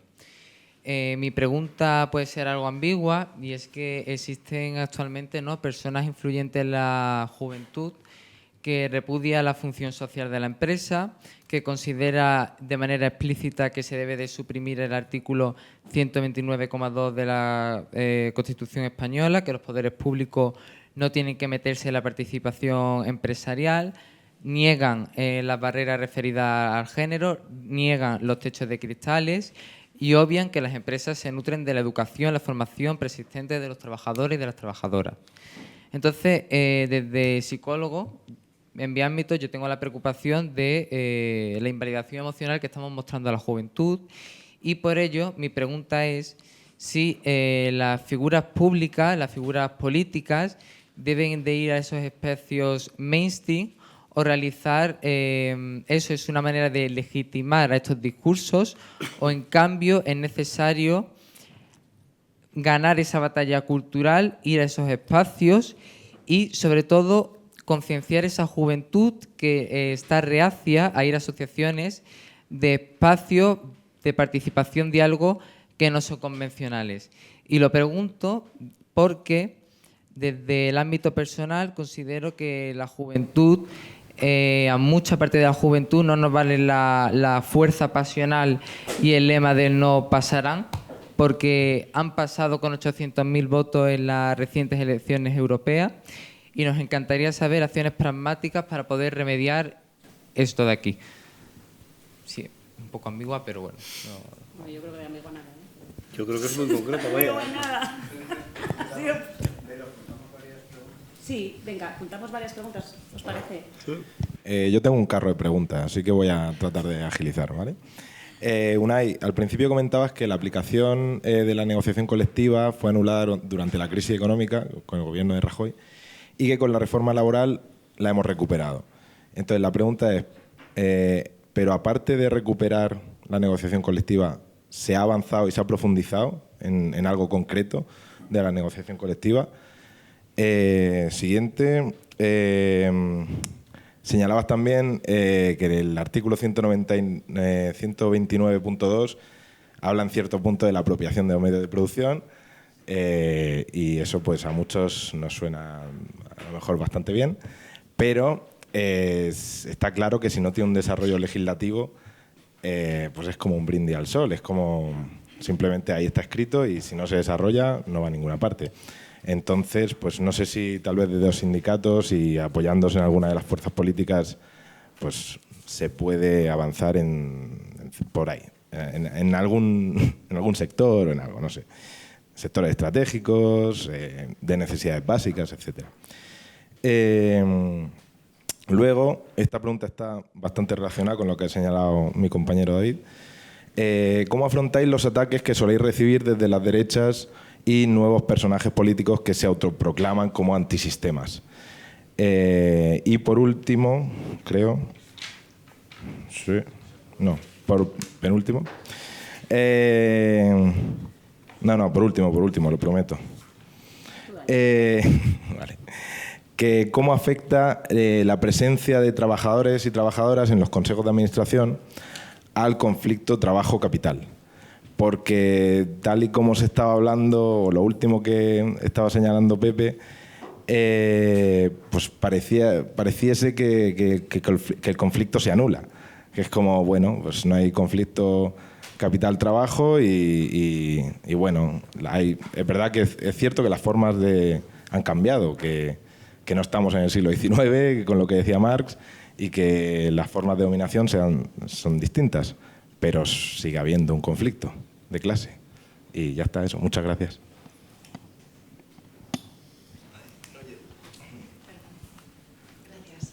Hola, muchas gracias a los ponentes. Soy Sara Lafuente del Instituto Sindical Europeo. Me presento porque no estabais antes, que ya nos hemos visto en otras ocasiones.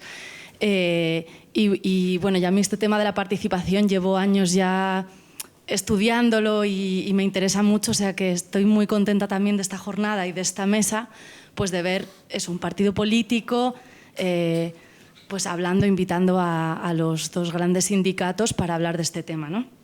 Entonces, bueno, yo tenía una pregunta como bastante, creo, concreta para Pepe y para Unai, que es esta idea, o sea, sabemos que los dos grandes sindicatos, y lo habéis mostrado aquí, apoyáis la participación, por supuesto, y ya habéis hablado y en congresos se ha estudiado este tema de la posibilidad de que los trabajadores y sindicatos participen en consejos de vigilancia, pero como que a nivel de discurso, de debate político, la presencia sindical en este tema no está todavía muy en primera línea, ¿no? Entonces, mi pregunta es que hay otras prioridades que se llevan más el espacio, o hay una intención por parte de los sindicatos, ahora justo que está el tema en la mesa, que el Gobierno lo ha llevado a propuestas incluso legislativas. ¿Hay alguna línea como de trabajo en este sentido? ¿Estáis llevando este tema a mesas de negociación colectiva quizá? ¿O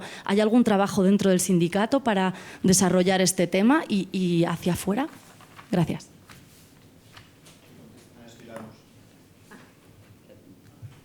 Si solo hay una más, pues la recabamos. Hay dos.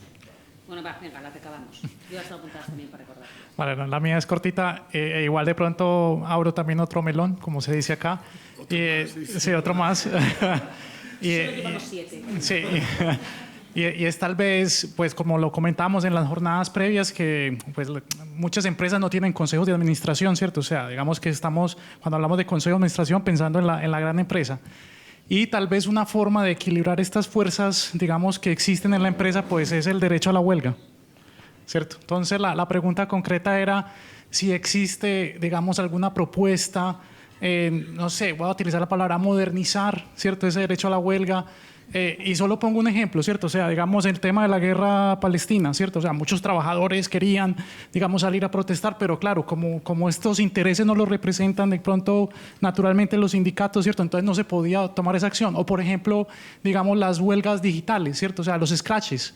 Y como eso no paraliza la empresa, entonces no se considera huelga, entonces se penaliza o se reprime, ¿cierto? O sea, son dos ejemplos no más que traigo, pero claro, porque la participación también va en esa medición de fuerzas, ¿cierto? Entonces, si existe, digamos, alguna propuesta en ese sentido. Gracias.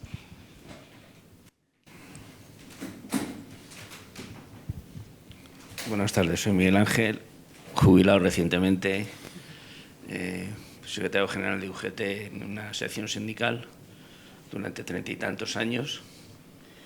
Entonces, bueno, voy a hacer un comentario. Con la reforma laboral de Rajoy incluso se planteó que cuando finalizaban los convenios se planteó un plazo para terminar de negociar. Y si no se llegaba a un acuerdo, tan pancho dijeron que el convenio perdía su vigencia. Se tuvo que recurrir y la justicia nos dio la razón y el PP y Rajoy tuvieron que recular. Pero como eso es, como siempre, un pasito para adelante y otro para atrás. Hay que avanzar en la participación de los trabajadores en la empresa, pero hay que convencer primero a los empresarios, que son muy recelosos de aportar datos a los trabajadores. Falta mucha democracia en la empresa. El problema es que tenemos unos empresarios que no creen en la democracia, que sería mejor una empresa abierta, participativa, sería mucho mejor, pues se rendiría y se produciría más. Pero son muy alicortos. No doy datos a los trabajadores, que si no luego me la pueden jugar esas cosas. Ahora incluso la patronal dice que el gobierno en España está actuando contra las empresas con políticas comunistas. Esto siempre lo han hecho los empresarios, pero ni es de recibo ni democrático que el presidente y vicepresidente de la CEO ataquen así, diciendo que no va a negociar nada sobre la reducción de la jornada laboral, cuando ahora es cuando están obteniendo más ganancias. En España la negociación colectiva la pagan los sindicatos, y yo dejo aquí una cosita. Y a lo mejor hay que hacer convenios de eficacia limitada y aplicables a los afiliados de los sindicatos que firman los convenios. Por aquí hay mucho trabajador esquirol que no paga su cuota y que se beneficia de lo que yo he negociado, haciendo huelgas, haciendo horas de paros, informando a los trabajadores, tensionando a la empresa para mejorar las condiciones de los trabajadores. Y luego cuando negociamos unas subidas en el convenio, todos se benefician de ellos. Oye, si hay algunos impresentables que no tengan ni las gracias. No, macho, aquí vamos a hacer eficacia limitada. Aquí el convenio se ha ganado una cosa y tiene esa eficacia para los trabajadores que están afiliados a los sindicatos. No, es que eso no es democrático. ¿Cómo que no es democrático? Eso es una cosa que yo dijo ahí, que se tenía que volver a eso. Yo creo. Y bueno, yo creo que en Europa lo tiene más claro. En Europa están los consejos porque son más inteligentes, el empresariado europeo es más democrático. La democracia en España llevamos 40 y tantos años. En Europa llevan muchos años de democracia, nacionales democráticos, y los empresarios pues lo tienen mucho más claro. Aquí, sin embargo, estamos luchando con el empresario como el señor Garamendi, que se lleva 300.000 euros y critica que por qué tiene que subir a 1.200 euros el salario, que es una vergüenza. Como decía Rajoy, como suba el salario 800 euros, se hunde España. Pues mire, no se ha hundido España. Estamos mejorando y lo dejo ahí caer, pero sobre eso de la eficacia limitada me gustaría que me des una respuesta. Pues, gracias. Muchas gracias, Miguel Ángel. Yo tengo una pregunta, y la voy a hacer, ¿vale?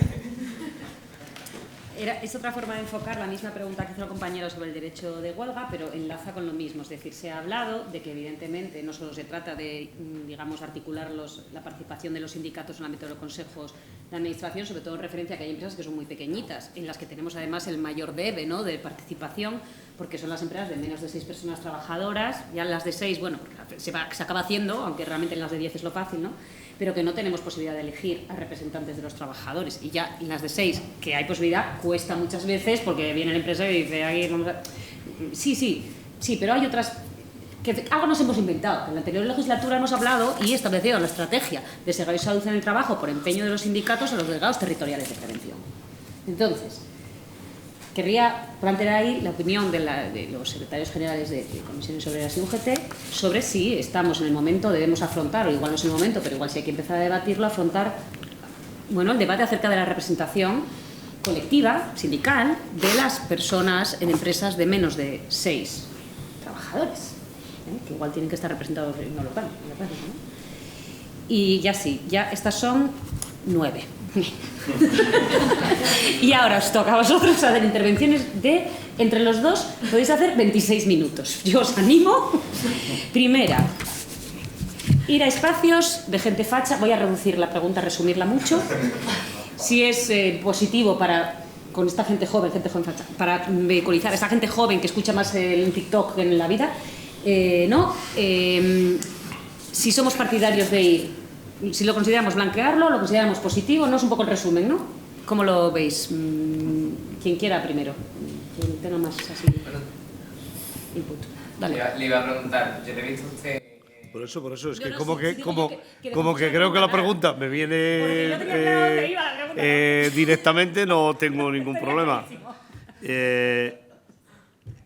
Yo creo, sinceramente, que todo este tema de los influencers, más allá de la participación, que hablaré ahora, necesita una vuelta. Es decir, yo creo, sinceramente, que esta situación es una situación que es sobrevenida por el acceso a las nuevas tecnologías, a la digitalización, a las posibilidades de con muy poco decir lo que te da la gana y sumar mucha gente que lo que te da la gana parece que le suena bien, y yo creo que eso se tiene que regular, se tiene que situar, porque en todo caso lo que es evidente es que las redes sociales no son, desde mi punto de vista, no son paraísos democráticos, ni de igualdad. No todo el mundo tiene la posibilidad de acudir en las mismas condiciones, ni siquiera hay una formación ni una información que permita a las personas normales el poder discernir hasta qué punto una cosa tiene que ver y es verdad o no. Pero personas normales, hasta como yo, que no sé si soy muy normal o no, desde ese punto de vista, que algunas veces leo noticias, me pongo a buscar y no se me ocurre pensar que luego acabo un rato y pienso, pero esto es una mentira, esto es una trola. No puede ser porque no encaja con ninguna de las cuestiones que hay, ¿no? Dicho esto, mira, yo participé en el programa este del Pedro sin una previa reflexión de si tenía que participar o no tenía que participar, porque si lo blanqueaba o no lo blanqueaba. Mi experiencia es altamente positiva. Volvería a ir. Hay tanta gente que me he encontrado en la calle, joven que jamás me hubiera mirado, que me ha parado para decirme, he visto el programa, te felicito, que le he dado argumentos. Hay tantas personas del sindicato que yo conozco, mira, los más cercanos, los de mi empresa, los de la antes maquinista y Alstom, de 40 años que tienen hijos, que tienen 15 o 16, y me dicen, oye, no sé cómo te lo has hecho, pero mi hijo, que no veía manera, escuchó, porque escucha siempre a este tipo y tal. Ahora, reconozco que no es un debate resuelto. No sé si me explico, yo reconozco que no es un debate resuelto. El problema es que no, parece que por no ir no dejan de tener asistencia de mucha gente, ¿no? Y sin embargo a mí me da la sensación de que se les visualiza como lo que son, porque cualquier persona que tenga un poco de mente, que vea 3 o 4 cosas, ve que lo de este tipo, aparte de que así entre nosotros, yo considero que es bastante indocumentado, porque si fuera un poco más documentado hubiera sido mucho más difícil el debate con él, siendo solo un poquito más documentado, ¿eh? Pero decirte que se va, pues oye, es que me voy con mi pena, pues yo he dicho, pues ya tardas, pues vete si quieres. Oye, fíjate si este es un país libre, que hasta te puedes ir, que nadie te va a sujetar para que no te vayas del país. ¿Tú qué te llevas? ¿Qué es lo que te llevas? ¿Las pollerías estas que has abierto? Pues no te las vas a llevar, porque estas las hay que consumir en el país, te fastidias, porque tú no eres un tipo que haya inventado la energía eólica, que igual es una ruina para el país, si en el supuesto, no sé si me entendéis lo que os quiero decir. La mayoría de estos influencers en el fondo no han inventado nada. Lo único que se ha aprovechado es de las redes sociales. Y se han aprovechado porque hay redes sociales, porque ha habido investigación y desarrollo, que por cierto se ha pagado con los impuestos, porque han tenido capacidad para poder ir a las universidades, porque se han pagado con los impuestos, porque tienen capacidad de vivir una sociedad de estas características. Pero yo reconozco, acabo, que no tengo una respuesta tajante, porque a raíz de la presencia de Feijóo, que por cierto de la mayoría de la gente no se había enterado de que yo había estado aquí, la presencia de Feijóo hizo que alguien dijera, pues no está facha, porque fíjate que va el secretario general de la Hoja de Suelo, tiene nada que ver. Es decir, creo que efectivamente es un debate que no está cerrado. Yo creo es uy, he apagado. A ver, ahora. Yo creo que está habiendo un cambio tan importante en cómo se gestiona y cómo se gesta la opinión en base a los nuevos formatos de conversación y cómo las redes sociales juegan ahí un papel. Es tan relevante el cambio que yo una cosa comparto con Pepe, yo no tengo totalmente hecha la reflexión. Me parece, si la pregunta es, hay que ir a espacios donde se confronte ideológicamente con figuras incluso exóticas, como personaje de este tipo, y donde incluso entres en un cuerpo a cuerpo duro y tal, yo te diría que sí. Sabiendo que vas a ir a sitios donde tienes que utilizar códigos que se escapan al tono de conversación que nosotros estamos teniendo aquí. Y que si alguien te dice las chorradas de que, pues es que con este infierno fiscal no te vas, te echo, estás tardando en irte. Si para que tú te quedes aquí diciendo idioteces tengo que rebajar los impuestos que no me permitan pagar médicos, en Siberia estás cerca. ¿Vale? Claro, si esta es la pregunta, yo sí creo que hay que estar. Claro, ¿cuál es el problema? Que creo que esto se mueve en otros códigos. Nosotros estamos acostumbrados al esquema del medio de comunicación, en todo caso, del medio de comunicación canalizado a través de formatos más cortos, en redes sociales, en pequeños vídeos, claro. Aquí el problema es que la conversación pública se ha segmentado. El problema es quién decide lo que se edita de las cosas que tú dices o de que el otro dice. Y el problema es que se acaban haciendo campanas de resonancia paralelas donde el bulo, la mentira, el mensaje facilón o la demagogia, aunque tú las puedas contrarrestar, no tiene el mismo efecto. Da igual que digan una cosa que sea absolutamente mentira y que tú repliques esa cosa, porque el efecto de impacto que ha tenido esa mentira no es luego rectificada en el siguiente telediario, no, es una rectificación que a través de los algoritmos, a través de los movimientos, ni remotamente tiene un retorno similar. Con lo cual es como comparar un océano con un vaso de agua. Claro, yo creo que aquí tenemos un problema para los discursos, cualquier discurso político que sea racional, que aspire a tener una complejidad en cómo se formula. Y tienen ventaja los que, como decía al principio Verónica, los que aspiran en el fondo a hacer de todo una sensación de que nada sirve para nada, de que todo está pervertido, de que todo es inseguro, de que todo es mentira. Y jugamos en un campo muy difícil de jugar, pero no ya por ser sindicatos o por ser de izquierdas. Cualquier persona creo que quiera situar el debate. ¿Tienen que debatir un científico y un negacionista? Pues es muy discutible. Porque es una disputa que no es disputa. Ningún argumento científico va a convencer a un tarao que defiende que la Tierra es plana de que la Tierra no es plana. Porque te mueves en códigos distintos. Uno es un código racional, no es un código omnicomprensivo de la realidad, no busca un método científico de contraste, es un majara. Claro, dices esto, ahora lo que está haciendo Caro es un majara, es un perturbado, no sé cómo decirlo, están diciendo cosas que son absolutamente estupideces. Con lo cual, el debate pues es complicado de establecer en esos términos de un científico y un negacionista, por ejemplo, de un terraplanista, ¿no?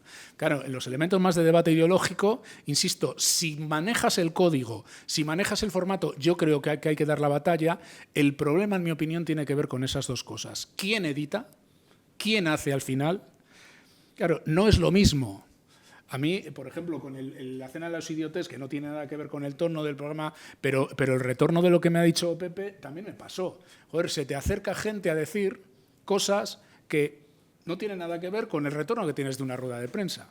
Y es mucho más positivo cuando de repente hablas pues, de la chorrada aquella que planteé, que ya no me acuerdo cuál fue, pero claro, es un tono mucho más amable. Es decir, yo creo que esos formatos un poco saliéndose de la norma hay que buscarlos, pero es verdad que es un debate que tenemos muy difícilmente resuelto, ¿no? Pero luego una cosa, por tirar por elevación, ¿no? Porque viendo por dónde planteáis, yo creo que hay una cosa que tenemos que tener clara. Yo estoy un poco escamado de las posiciones, desde el sindicalismo, en el sindicalismo esto no funciona, pero en la política a veces sí, que viene a decir que estamos en un tiempo en lo que esto va de pugna de relatos y de pugna de batallas culturales, más allá de las políticas que efectivamente se llevan a cabo. Yo creo que esto es un error. No hay política material hoy en día que esté bien hecha totalmente si no va adosada o asociada a una pugna por el relato, por explicarlo bien. Esto de, joder, pero ¿cómo puede ser que la gente a la que le hemos subido el 54% el salario mínimo interprofesional, le hemos revalorizado las pensiones un 8 y pico % y un 6 y pico % tal, y vote a quien ha votado, a quien votó en contra de esto? La gente es idiota. O sea, es un poco esa configuración que se hace, ¿no? Es decir, claro que tiene que haber pugna de relatos y de explicar las cosas y de ser pedagógico. Pero este modelo de pugna solo de relatos, sin tener en cuenta la política efectiva, yo creo que está mal enfocado. El discurso negacionista, el discurso trumpista, el discurso ayusista, el discurso de Milei, se basa en políticas materiales que se han llevado durante muchos años a la práctica. La gente no se siente aludida por la política para que le hablen de cañas, de carpe diem y de bajarte un poquito los impuestos para que te dé para pagarte el colegio concertado del niño, porque sea estúpida o porque la engañen con los relatos, sino porque durante mucho tiempo se han ido acometiendo una serie de políticas materiales que le llevan a la gente a pensar así. Las políticas de la derecha en los últimos 40 o 50 años han sido súper performativas. han configurado una manera de entender el mundo de millones de personas. El despliegue de los ensanches de las ciudades, las grandes urbanizaciones, los grandes PAUs, donde los servicios públicos llegan con varios años o con una década de retraso, donde el autobús público llega cuando llega, la estación de metro se abre cuando se abre. Esto hace que tú te configures una mentalidad personalista, individualista, y ahí es donde luego cala la batalla cultural. Pero nos equivocaremos si pensamos que esto va de batalla de relato, nos equivocaremos radicalmente, en mi opinión. No puede haber política sin relato, pero solo con el relato no vale para hacer política de transformación desde un punto de vista progresista, en mi opinión. Bueno, voy a intentar juntar algunas que igual son enlazables a los efectos de que podáis responderlas. Por ejemplo, las dos primeras que se han efectuado a continuación, que es en qué ha avanzado la negociación colectiva, más allá de haber sido recuperada por la reforma laboral, y la necesidad de seguir avanzando el 129.2, si hay alguna propuesta que se esté trabajando en sindicatos en determinados sectores, más allá de lo que se puede hacer en el ámbito de la legislatura, ¿no? Estas dos así que son como más materiales o más del ámbito hipersindical, ¿no? Sobre esta cuestión... Bueno, yo sobre lo del artículo, yo lo había apuntado Pepe, yo asumo cierta parte de la autocrítica en lo que has dicho. Este es un elemento que los dos sindicatos lo compartimos, pero es verdad que aparentemente no está en las prioridades. Yo creo que también tiene que ver con la emergencia del momento, ¿no? Y por lo que decía yo al principio, es que llevamos una década larga intentando recuperar, claro, el desajuste que provocaron las políticas de austeridad y las políticas de desajuste del modelo laboral. Por eso decía yo al principio que este es un debate un poco sofisticado y está muy bien, ¿no? Y yo creo que hay que asumir cierta autocrítica de que a lo mejor no hemos sido capaces de situar en la agenda este debate, y bueno, espero que esta legislatura lo podamos hacer, ¿no? Y con la profundización en la negociación colectiva, a ver, la negociación colectiva, la recuperación del sistema de prevalencia de los convenios, lo que ha impedido es que los convenios de empresa puedan deteriorar los salarios de los convenios sectoriales. A partir de ahí, el contenido potencial que tiene la negociación colectiva en España es enorme, es de difícil enriquecimiento, ¿eh? Voy a apuntar solo dos cosas, pero no me voy a extender porque eso da para otra conferencia. Lo he comentado ya, los planes de igualdad. El hecho de que los sindicatos tengamos que intervenir en las fases de diagnóstico de los planes de igualdad, incluso en las empresas donde no hay RLT elegida, punto número 1. Y punto número 2, ojo, la carga que lleva la burra. El derecho a la información sobre la configuración de los algoritmos en las plataformas de reparto, que tendría que ser en toda la economía de plataforma. Es decir, la negativa no ya de las empresas a dar datos, que esto es más viejo, como decía el compañero, más viejo que el catarro, ¿no? Que se deniegan hasta los datos económicos. No. Lo que hoy en día supone el valor que generan los datos y quién gestiona los datos y cómo a través del dato y el algoritmo se determinan condiciones de trabajo, ¿no? El hecho de que la negociación, o sea, que la representación de los trabajadores pueda intervenir ahí, es una exigencia para las organizaciones sindicales muy importante. Claro que se ha metido contenido a la negociación colectiva, potencialmente tiene un contenido enorme, pero aquí, aunque no lo he dicho al principio, y lo ha dicho Pepe, pero yo lo comparto, claro, esto no está bien armado a nivel de retribución pública de la función constitucional que hacemos. Yo, si queréis, entramos y da tiempo en el debate que he planteado, yo no estoy de acuerdo con lo que has dicho, aunque lo entiendo, porque también me pasa con gente nuestra en las empresas que acaban, después de una vida sindical, hasta el gorro de haber estado, entre comillas, toque no salga, trabajando para el inglés, con una negociación colectiva que es de aplicación general. Y, a ver, este modelo de relaciones laborales que yo he dicho al principio tiene un efecto desincentivador de la afiliación en España, no nos engañemos, ¿eh? Es un efecto de Por eso a nosotros, cuando nos miden por la afiliación, digo, oiga, perdón, primero, tenemos 2 millones de personas afiliadas. O sea, el que venga por detrás, que venga detrás, ¿eh? Estamos muy lejos de cualquier otra afiliación. Pero es que con este sistema de representación sindical es que la aplicación del convenio no incentiva que te afilie, porque total, ya me afiliaré cuando tenga un problema. Dicho eso y entendiendo la mala leche que puede tener la gente por este efecto gorrón que puede existir en los trabajadores a la hora de aprovecharse de la acción sindical, yo creo que ir a un modelo de negociación de eficacia limitada solo para los afiliados es pegarnos un tiro en el pie de nuestra propia función de representación constitucional.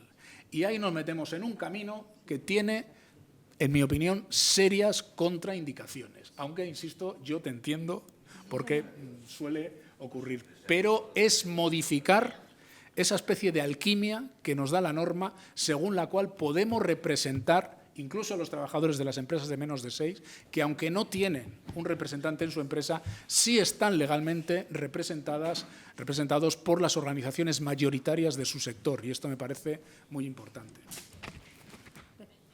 No, vamos a continuar porque Venga. si no es imposible que a Vale, las bueno, 6, venga. como me siento identificado con, Pues te con toca la... los ataques de la derecha a las organizaciones sindicales. ¿Te gusta? Bueno, yo creo que eso es también más viejo que la vida, es decir, tampoco le hemos dado muchas vueltas. Los ataques de la derecha, de la ultraderecha, de una manera muy ostensible en los últimos tiempos, pues tienen que ver con el papel que jugamos. Las organizaciones de derechas, los sectores económicos, también daría para otra conferencia, son las que en buena parte nos impidieron dar una respuesta a la crisis del 2008 de la contundencia que la teníamos que haber dado. Es decir, todo ese montaje casi a partir de cero que se ha hecho contra las organizaciones sindicales tenía un objetivo, que es anular las organizaciones sindicales y anular también el derecho de huelga con la ley Mordaza, que por cierto todavía está vigente. Pero fíjate que tú has hecho una apreciación que creo que además la decías por mi intervención en relación capital-trabajo, si íbamos a acabar o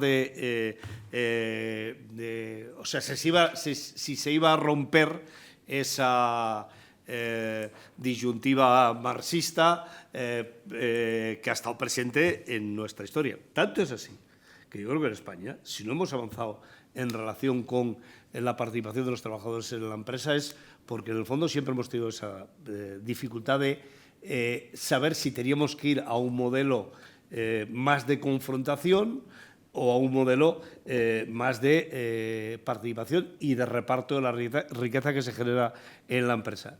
A mí me da la sensación de que eso en parte la historia lo ha resuelto. No es contradictorio. Los amplísimos niveles de participación y de codecisión no nos impiden altísimos niveles de reivindicación. Y de hecho los alemanes no lo han resuelto.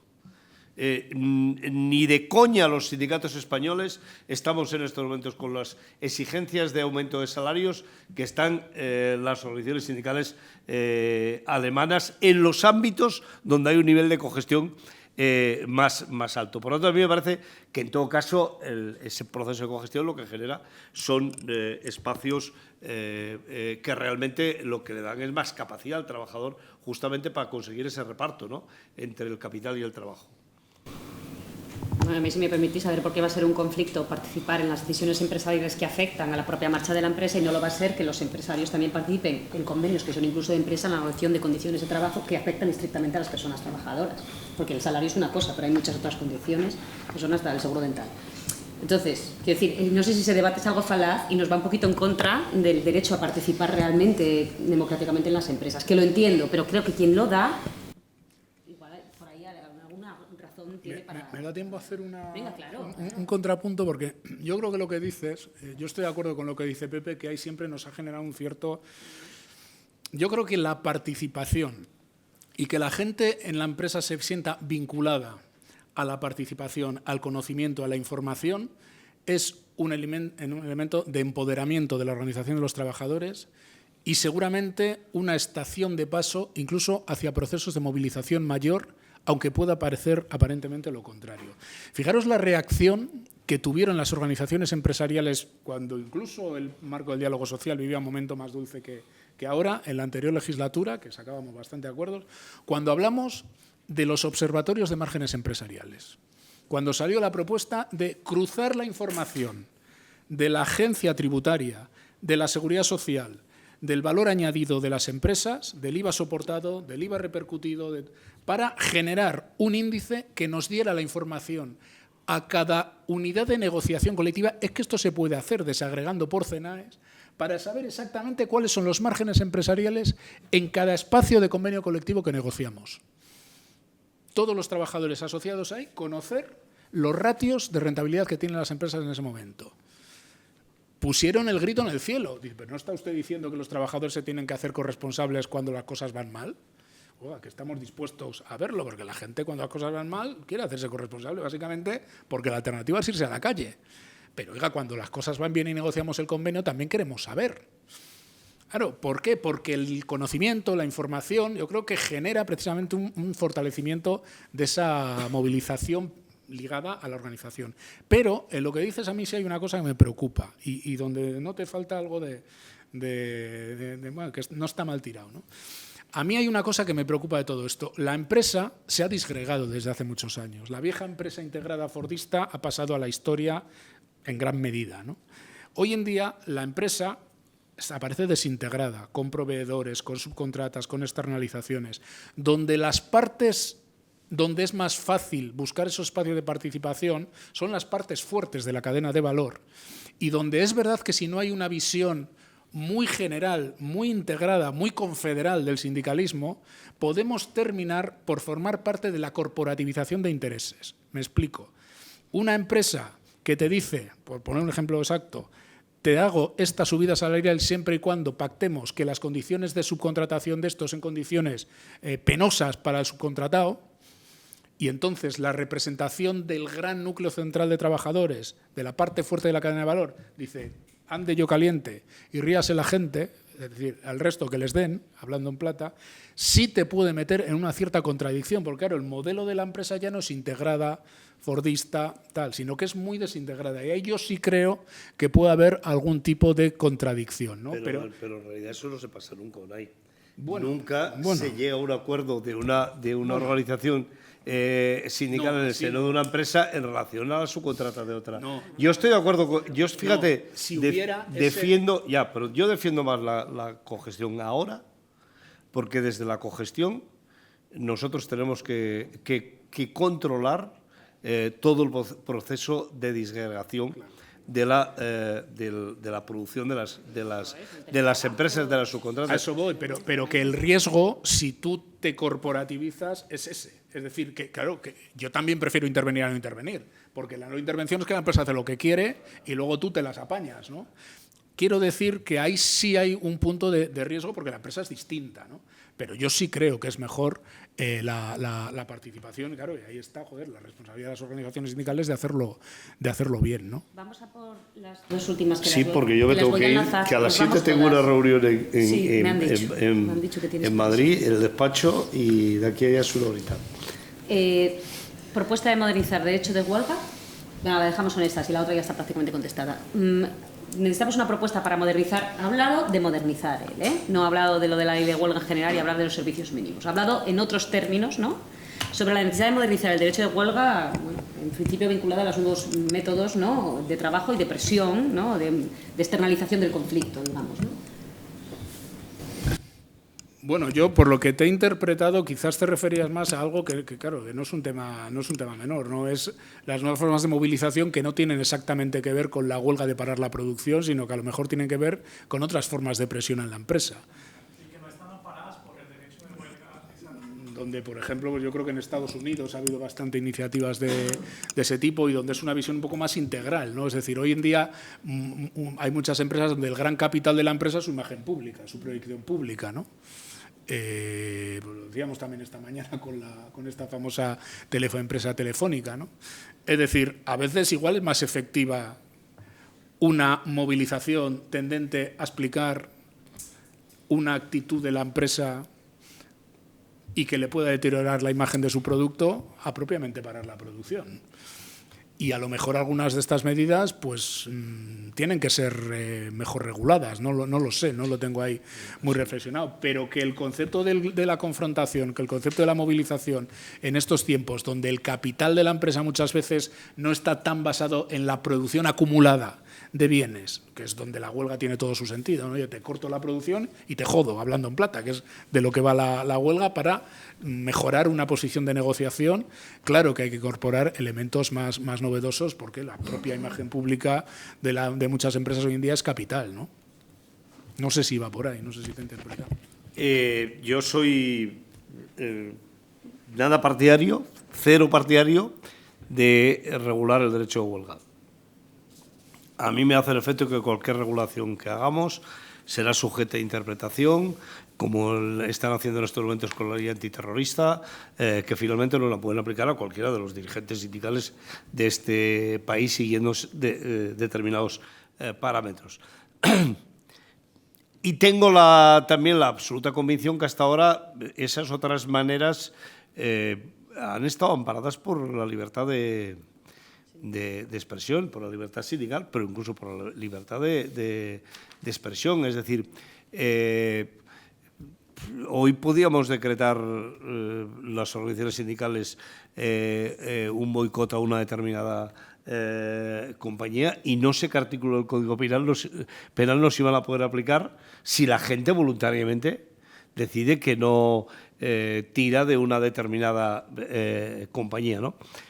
Igual sí, pero yo lo tendría que estudiar mucho porque todo lo que es regulación, finalmente, con unos tribunales que yo la verdad es que no tengo una opinión muy concreta de los tribunales de mi país, pues la verdad es que casi que prefiero que no. Lo digo sinceramente.